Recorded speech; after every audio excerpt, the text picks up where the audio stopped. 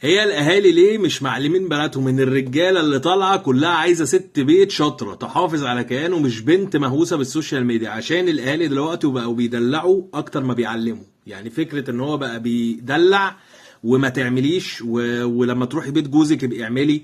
فطبعا هي تيجي تتجوز عند 24 سنه 25 سنه مش عارفه اي حاجه. يعني كان زمان كانت تقول لها انت يوم هتنضفي، يوم هتعملي الاكل، يوم هتجيبي طلبات البيت. فهي لما بتبقى تروح تتجوز هي عارفه تعمل الاساسيات او الحاجات دي كلها. دلوقتي هي مش هتعمل حاجه زي دي. بالنسبه لها بروح الكليه، بدرس، بقعد على السوشيال ميديا، بقعد على الموبايل، الكلام ده. فالاهالي ما بتتعلمش لان هي بالنسبه لها الدلع ده الاهم يعني.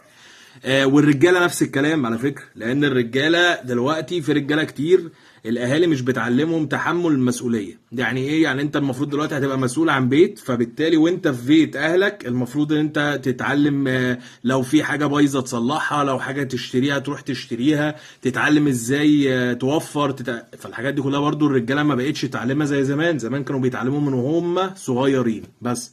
فده رد يعني.